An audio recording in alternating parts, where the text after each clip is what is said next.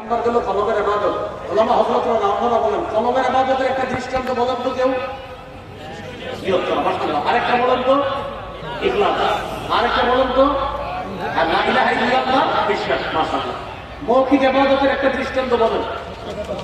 আচ্ছা মাশাআল্লাহ, সত্য কথা বলা, ঠিক আছে। আর মাশাআল্লাহ, তিলাওয়াতুল কোরআন। আরেকটা যিকরুল্লাহ। আরেকটা লা ইলাহা ইল্লাল্লাহর স্বীকৃতি, এটা মুখের শ্রেষ্ঠ একটা ইবাদত। 3 নাম্বার আল ইবাদাতু বিল জাসাদ, শারীরিক ইবাদত।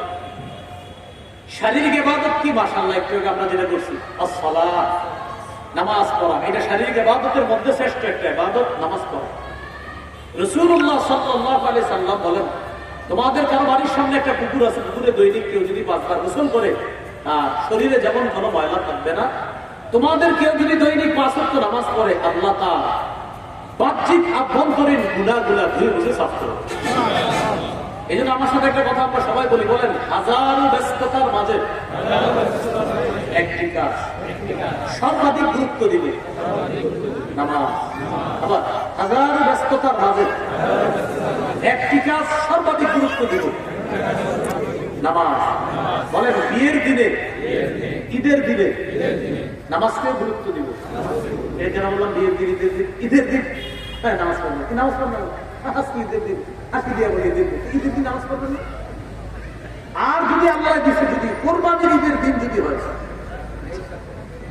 নামাজ পড়বেন না, বলবেন তো আরে নামাজ পড়বেন না, দোস্ত আর নামাজ পড়বেন না, দোস্ত কোরবানি ঈদের দিন। আপনাদের মনে থাকার কথা 7 বা 8 বছর, 8 বছর না, 9-10 বছর আগে কোরবানি ঈদের দিন জুমার দিন, মানে জুমার দিন কোরবানি ঈদের দিন।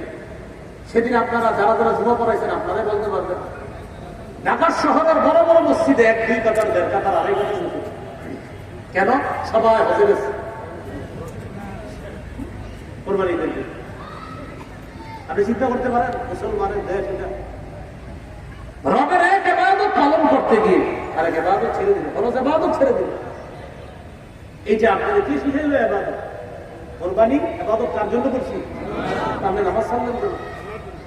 এটা হলো ঈদের দিনের কথা। বিয়ের দিন বরযাত্রী কন্যার উঠায় নেয়, নামাজের সময় নামাজ পড়ে, ঘটনা কি নামাজ পড়ে? নতুন লোক দিচ্ছে, নামাজ পড়বেন না, মেকআপ নষ্ট হয়ে যাবে, নামাজ পড়া।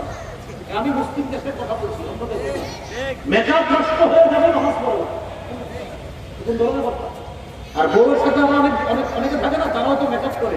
এই মেকআপের কারণে যাতে সাথে বিভিন্ন জায়গায় গিয়ে তাদের শ্বাস নষ্ট হবে, নামাজ আসছে না।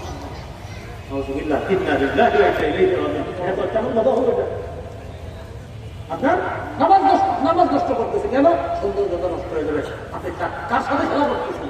আপনি কোন রবের, যে রবের নাম নিয়ে 2টা নতুন জীবন শুরু হচ্ছে, সেই রবের সাথে আপনি নাফরমানি করছেন, আপনার সৌন্দর্যতা নষ্ট হয়ে যাবে। আপনি বিয়ের দিন নামাজ পড়বেন না, ঈদের দিন নামাজ পড়বেন না, এটা কোন ধরনের? তাহলে ভাই কথাটা লিখে রাখবেন খাতায়, হাজারো ব্যস্ততার মাঝে একটা কাজ সর্বাধিক গুরুত্ব দেওয়া, কি? পড়ার টেবিলের সামনে, চেয়ারে যে টেবিলটা বসে আপনি অফিসের কাজ করেন, ওই টেবিলটার সামনে লিখে রাখবেন, আমার হাজারো ব্যস্ততার মাঝে একটি কাজ যেন কখনো ভুলে না যাই, আমার রবের স্মরণে নামাজ পড়া, এটা যেন আমি ভুলে না যাই।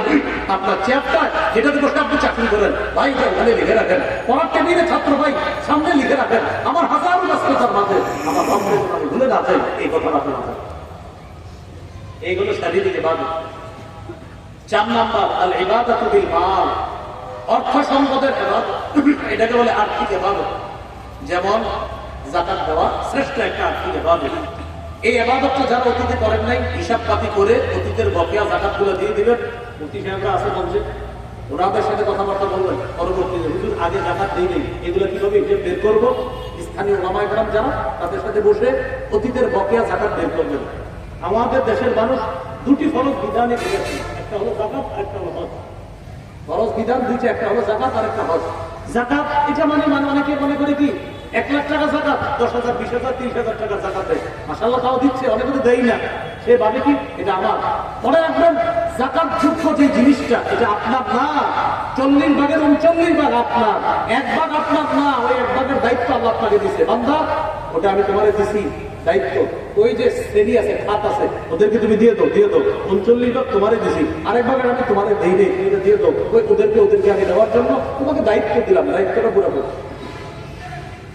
যাকাত দিয়ে দিতে হবে। মান আতাহুল্লাহু মালা ফালাম ইউআদ্দি যাকাতা মুথিলা লাহু ইয়াউমাল কিয়ামাতি শুজাআন আতরা।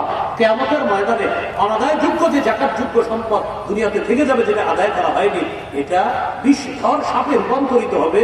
কিয়ামতের ময়দানে তার মুখের সামনে ধরা ধরে বলবে, আনা কানজুকা আনা মালুকা, তোমার সেই সঞ্চিত সম্পদ, যে সম্পদের যাকাত তুমি আদায় করো নাই। আল্লাহ আমাদেরকে হেফাজত করুন। 5 নম্বর আল ইবাদাতু বিল মাল ওয়াল জাসাদ, অর্থ সম্পদ এবং শরীর দিয়ে ইবাদত। সেটা কি হজ করা? হজ করতে শরীরও লাগে, টাকাও লাগে।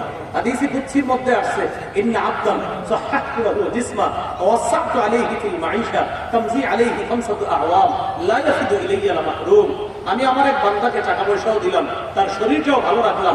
5 বছর ধরে আমি দেখলাম, আসো বান্দা, আমার ঘরের কাছে আসো, হজ করতে আসো।